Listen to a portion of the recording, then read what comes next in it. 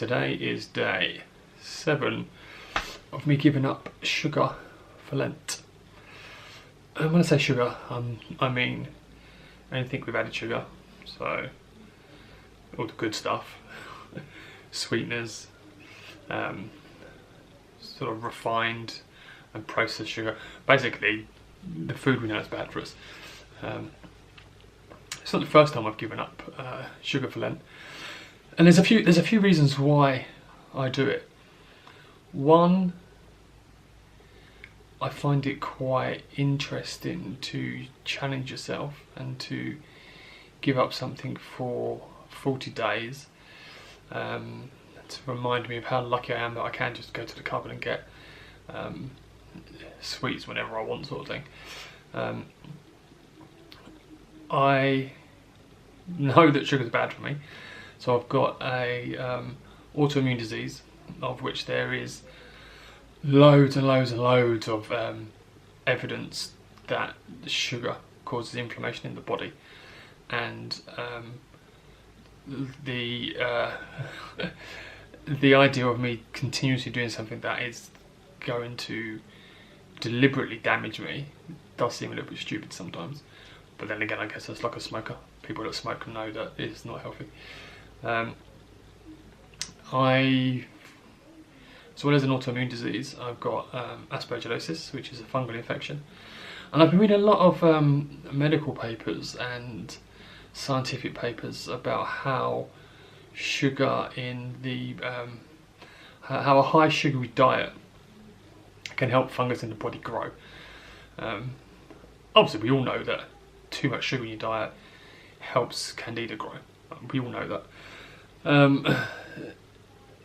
So there's no harm in me giving up sugar. It'd be interesting to see what does happen.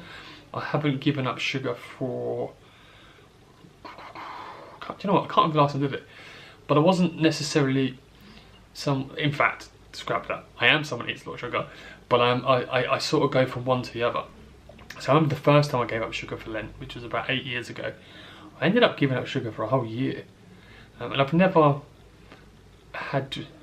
really had sugar again in my tea since then, which I never thought the situation would come where I'd ever have tea without sugar. I have it sometimes it's nice with some biscuits or something,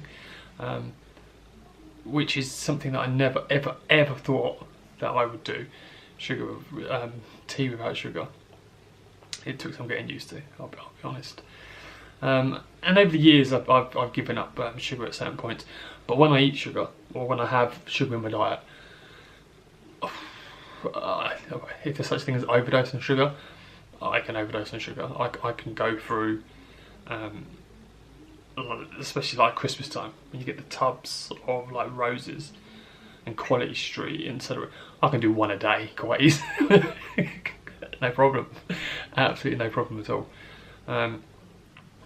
But I'm, so I'm giving up sugar for Lent. So 7th day, feeling good. I can already tell my taste buds have changed and the type of food that I'm craving's changed. I'm craving a lot more vegetables than I used to. It's made me, given me far more energy. So the month of February has been the most active I've been for at least 18 months. My thought process around fitness is back to how it was before I was diagnosed with Aspergillosis. I've been checking out gyms. I've really got into my head I want to go back to a gym. I did the longest walk that I've done since at least the 1st of June 2016. And I know that because I've got a step counter on my phone. So it's the longest walk I've done since the 1st of June 2016. Potentially it was before then, but there's no records on my phone. The month of February is going to be the most steps in a month I've done since in total since the 1st of June 2016.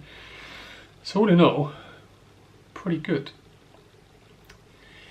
I remember when I done it before, day 7 and day 10 are normally the hardest, but today seems easy, to be quite honest.